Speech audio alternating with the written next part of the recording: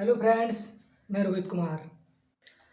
पिछली वीडियो में हमने 1861 का जो इंडियन काउंसिल एक्ट है उसका अध्ययन किया। तो 1861 के इंडियन काउंसिल एक्ट के बाद दो एक्ट और आते हैं और उन एक्ट के आने का कारण है 1857 का सैनिक विद्रोह और दूसरा 1861 के बाद आज जो हमारा अध्ययन है वो 1892 का है इंडियन काउंसिल एक्ट का। लेकिन उसके बीच में 1885 में इंडियन जो भारतीय राष्ट्रीय कांग्रेस है, इंडियन नेशनल कांग्रेस है, उसकी स्थापना हो जाती है। और इसी बीच में एक एल्बर्ट बिल भी है न्यायाधीश से संबंधित कि भारतीय जो न्यायाधीश हैं वो यूरोपीय लोगों का मुकदमा की सुनवाई नहीं करेंगे। तो कहने का तात्पर्य ये 1861 के बाद का जो अगला बिल है 1892, उसके बीच में दो घटनाएं घटती हैं। एक तो 1873, तो 1873 के जो बिल है, एक्ट है, उसमें क्या किया जाता है? 1873 के एक्ट में ये कहा जाता है कि ईस्ट इंडिया कंपनी को किसी भी समय भंग किया जाएगा। ईस्ट इंडिया कंपनी को किसी भी समय भंग किया जा सकता है। तो क्या किया जाता है? तो 1873 के एक्ट के समय ईस्ट इंडिया कंपनी को 1 जनवरी 1784 में भंग कर दिया जाता है। तो क्वेश्चन आता है कि किस एक्ट के तहत ईस्ट इंडिया कंपनी को पूर्ण रूप से भंग कर दिया गया? पहले तो उसके एक्टों में उसके व्यापारिक मामले उससे खत्म किए गए और उसका व्यापार खत्म करने के बाद उसके सैनिक प्रशासन सारे मामले खत्म किए गए। बाद में जो भी उसका जो लेन देन बचा हुआ है सारा खत्म करने के बाद ब्रिटिश पार्लियामेंट 1 जनवरी 1784 को ईस्ट इंडिया कंपनी को भंग कर देती है। ये क्वेश्चन आता रहता है। किस एक्ट के तहत? 1873 के अधिनियम के तहत। इसके अलावा एक एक्ट और आता है 1876 का, इसे शाही पद अधिनियम कहते हैं। शाही पद अधिनियम एक्ट। तो इस एक्ट में दो महत्वपूर्ण घटनाएं के लिए ये जाना जाता है। एक तो ये कि जो कैबिनेट है, मतलब जो हमारी एग्जीक्यूटिव काउंसिल है वायसराय की, उसमें एक पद और जोड़ दिया जाता है लोक निर्माण विभाग का, जो कि हम पिछली वीडियो में आपको बता चुके हैं। लोक निर्माण विभाग का एक पद 1876 के तहत जोड़ दिया जाता है। यानी कि अब जो एग्जीक्यूटिव मेंबर है, एग्जीक्यूटिव काउंसिल है, उनकी संख्या पहले 4 थी, 1861 के तहत बढ़कर के 5 हो गई, अब वो बढ़कर के 6 हो गई है। कौन सा? लोक निर्माण विभाग। इसके तहत लोक निर्माण, जिसे कहते हैं पब्लिक वर्क्स, तो ये पद जोड़ दिया जाता है जो अपने वायसराय हैं उनकी एग्जीक्यूटिव काउंसिल में। तो संख्या 6 हो जाती है 1876 के तहत। और जो दूसरा इसमें जो मेन पॉइंट है वो महारानी जो विक्टोरिया हैं उनको भारत की साम्राज्ञी घोषित कर दिया जाता है इसी 1876 के तहत। और उसकी घोषणा 1 जनवरी 1877 को इलाहाबाद दरबार में कर दी जाती है। तो कहने का तात्पर्य है कि 1892 एक्ट पढ़ने के पहले 2 एक्ट और आते हैं। एक तो 1873 का, जिसमें ईस्ट इंडिया कंपनी के जो है पूर्ण रूप से भंग कर दिया जाता है। दूसरा 1876 का, जिसमें जो है शाही पद अधिनियम है और इसमें क्या है कि लोक निर्माण विभाग का एक पद जोड़ दिया जाता है, एक उसमें एग्जीक्यूटिव को जोड़ दिया जाता है, और दूसरा महारानी विक्टोरिया को भारत की साम्राज्ञी घोषित कर दिया जाता है। अब हमारा जो आज का अध्ययन है वो है 1892 का इंडियन काउंसिल एक्ट। तो 1892 का इंडियन काउंसिल एक्ट है वो, उस पर सबसे ज़्यादा जो घटना है वो 1885 की उस पर प्रभाव पड़ता है। 1892 का इंडियन काउंसिल एक्ट है। 1885 में क्या होता है? इंडियन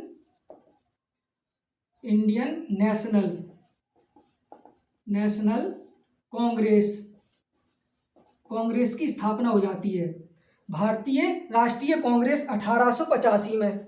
क्या होता है कि भारतीय लगातार मांग करते रहते हैं ब्रिटिश पार्लियामेंट से अब उसके कार्यों में सुधार के लिए और अपनी भागीदारी बढ़ाने के लिए कि ब्रिटिश पार्लियामेंट में हमारी भी भागीदारी हो।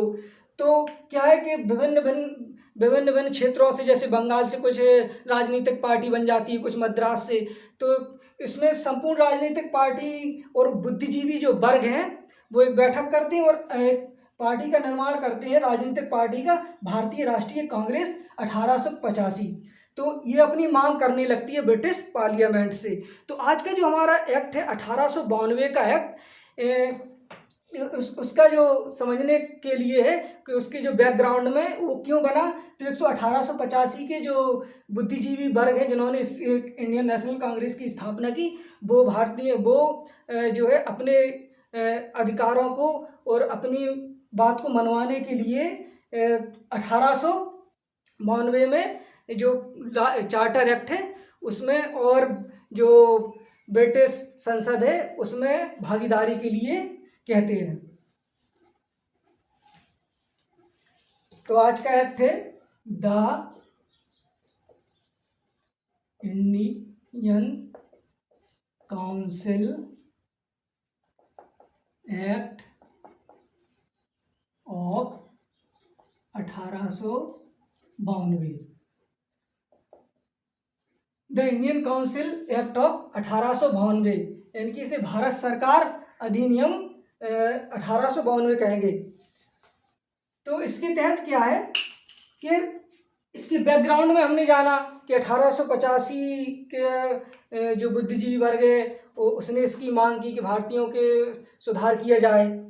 और दूसरा ये है इसमें कि जो गवर्नमेंट ऑफ इंडिया को जो कंट्रोल करता है वो 1861 के तहत ही कंट्रोल किया जाता है। जैसे कि जो सेक्रेटरी ऑफ स्टेट है, सेक्रेटरी ऑफ स्टेट एजेंट चुनता है अपना वासराय को, और वासराय अपने विभिन्न सेंट्रल लेजिस्लेचर और प्रोविंशियल लेजिस्लेचर और एडिशनल मेंबर के तहत भारत पर शासन करता है। तो गवर्नमेंट ऑफ इंडिया का जो कंट्रोल है वो वासराय के ही हाथ में रहता है, उसमें कोई परिवर्तन नहीं है।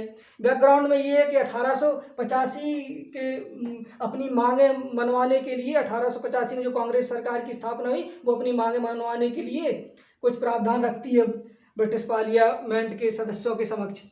तो वो है। अब इसके बाद आता है एडमिनिस्ट्रेशन, प्रबंधन।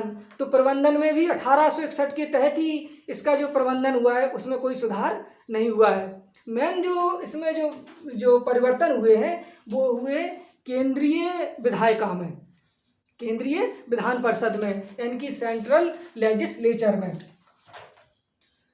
तो सेंट्रल लेजिस्लेचर, तो सेंट्रल लेजिस्लेचर में क्या हुआ है कि 1861 के तहत जो मेंबर थे वो कितने थे, 5 थे एग्जीक्यूटिव। सेंट्रल लेजिस्लेचर में यहाँ की अगर देखें एग्जीक्यूटिव, और इसमें क्या है वासराय हेड। तो जो इसमें कितने थे 1861 के तहत 5, अब बढ़कर के कितने हो गए 6। इसमें हमने आपको 1861 में बता चुके हैं। पहला कौन सा है, होम, दूसरा मिलिट्री, तीसरा लॉ, चौथा रेवेन्यू, ऐसे इस तरीके से पांचवा जो है फाइनेंस, और छठा इसमें कौन जुड़ गया है, पब्लिक वर्क्स। तो हम एक बार और से देख लेते हैं। जैसे होम पहला, दूसरा लॉ, तीसरा रेवेन्यू, चौथा मिलिट्री, पांचवा फाइनेंस, छठा पब्लिक वर्क।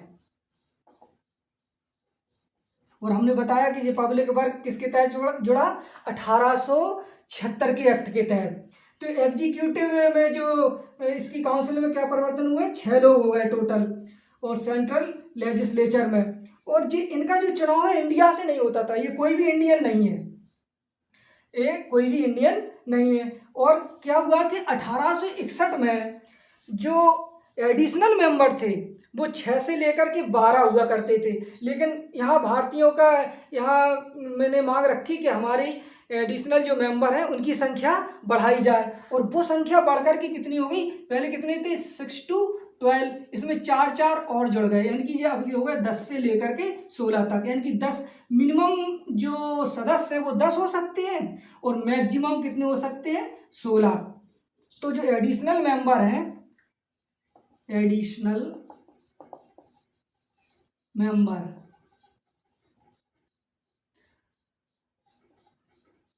उसमें कितने, 2 तरीके के मेंबर हैं, एक तो ऑफिशियल और दूसरा नॉन ऑफिशियल।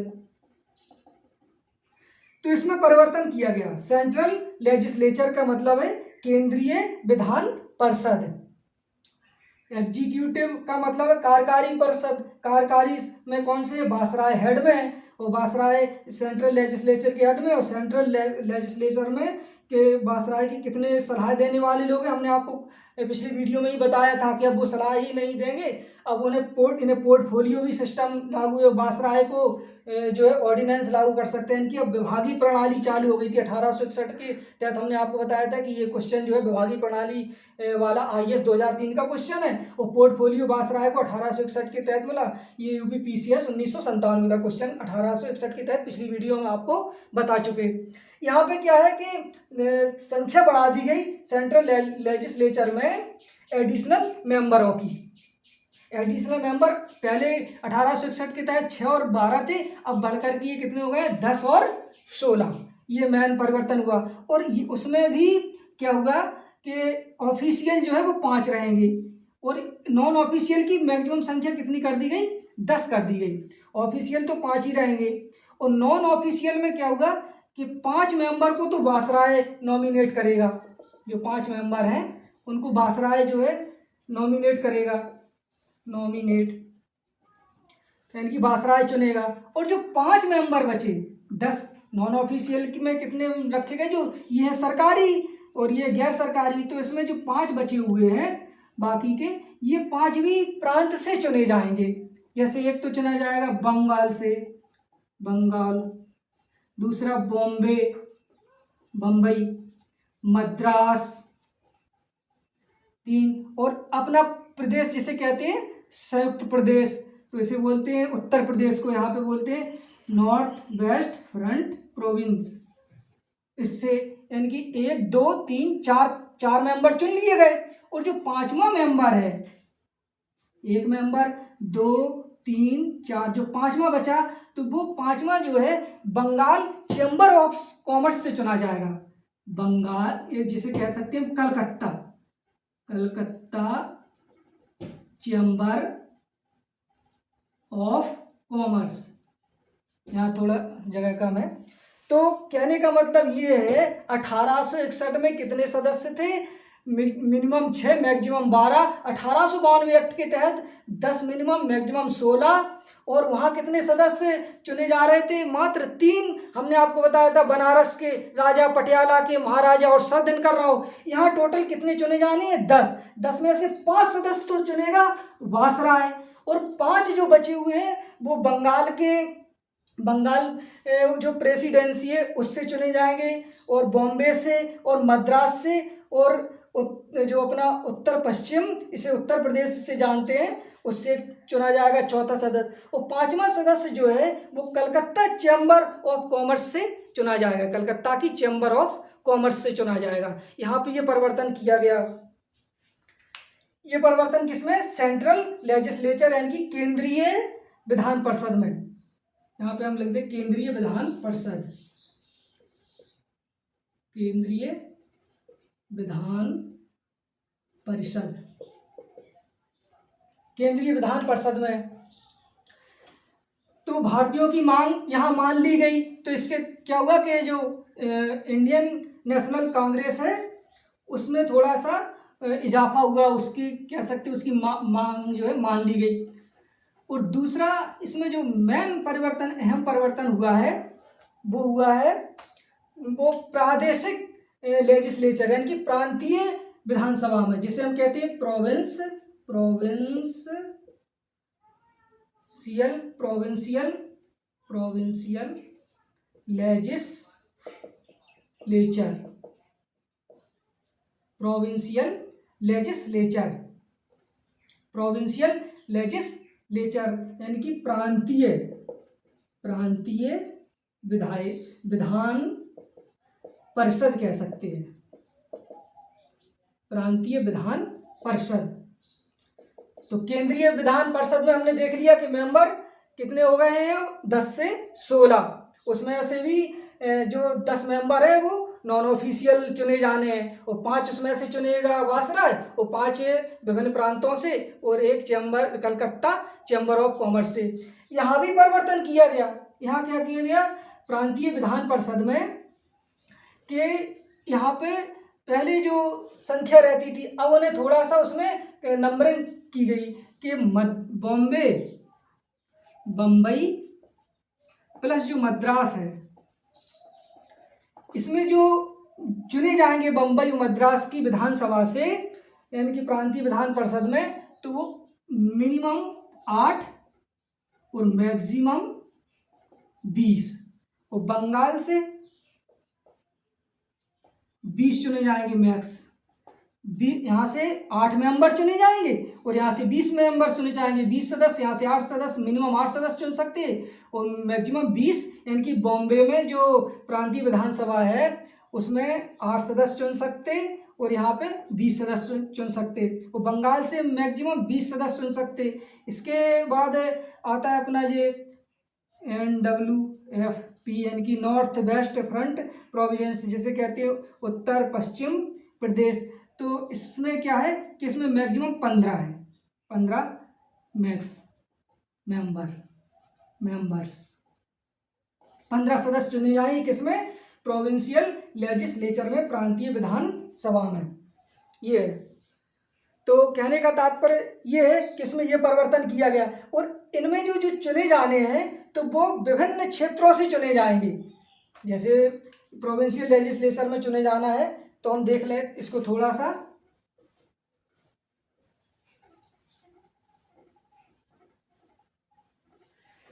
तो वो कहाँ से चुने जाने हैं, तो एक तो चुना जाएगा आपका जैसे कि विश्वविद्यालय से,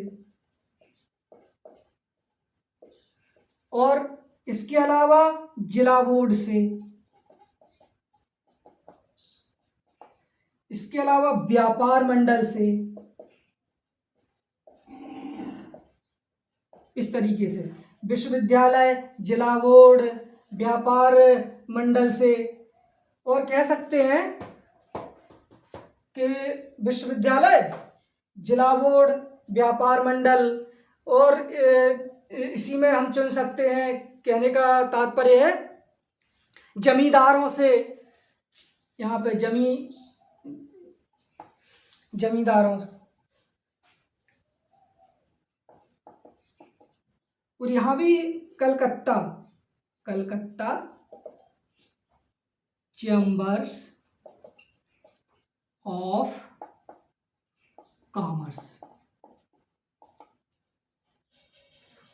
यानी कि जो प्रांतीय विधान परिषद में सदस्य हैं वो ये लोग चुन करके भेजेंगे अप्रत्यक्ष रूप से। यहाँ तो बैठे हुए हैं, फिर यहाँ चुनाव होने लगा, लेकिन वो चुनाव वोट इलेक्शन से नहीं है, ये लोग अपने में ही चुन करके भेजेंगे प्रांतीय विधान सभा में। जैसे हमने आपको बता दिया कि तो वो कौन कौन लोग चुनकर भेजेंगे, विश्वविद्यालय चुनकर भेजेगा प्रांतों का, जिला बोर्ड चुनकर भेजेगा, व्यापार मंडल चुनकर भेजेगा, जमींदार चुनकर भेजेगा, कलकत्ता चैम्बर्स ऑफ कॉमर्स चुनकर भेजेंगे। कहने का तात्पर्य ये है कि 1892 एक्ट के तहत जो परिवर्तन हुआ उसमें केंद्रीय विधान परिषद में और प्रदेशीय विधान परिषद में दोनों में सदस्य चुन के जाएंगे, भारतीय सदस्य, दोनों में भारतीय सदस्य चुन करके जाएंगे। एक परिवर्तन ये हुआ। और दूसरा इससे जो क्वेश्चन आया हुआ है उत्तर प्रदेश के एक आधिकारिक परीक्षा है जिसमें यूडीए बोलते हैं, यूपी यूडीए में, कि इसमें क्या हुआ, बजट पर बहस शुरुआत हुई, बजट पर बहस की इसमें शुरुआत हो गई, यानी कि अब भारतीय जो है एग्जीक्यूटिव जो परिषद है, केंद्रीय कार्यकारी विधायिका है, केंद्रीय कार्यकारी विधान परिषद है, उस पर बजट पर बहस कर सकते हैं, बजट पर बहस शुरू। और दूसरा ये है कि वो एग्जीक्यूटिव जो मेंबर है, काउंसिल है, उनसे भारतीय प्रश्न पूछ सकती हैं, प्रश्न पूछ सकते हैं केंद्रीय कार्यकारी परिषद से, एग्जीक्यूटिव से, एग्जीक्यूटिव काउंसिल से। ये बड़ा परिवर्तन हुआ, हालांकि यहाँ वोट का अधिकार नहीं है अभी। और दूसरा है ये भी मतलब कहा गया कि आप जो आईएएस की परीक्षा है, सिविल सेवा की परीक्षा कहते थे उसे, वो आप ब्रिटेन में कराते हैं तो भारत में भी कराइएगा, ये भी मांग रखी गई। और मिलिट्री पर आप ज़्यादा व्यय करते हैं तो उसको कम कीजिएगा। तो इस तरीके से 1882 में ये परिवर्तन हुए। बहुत बहुत धन्यवाद।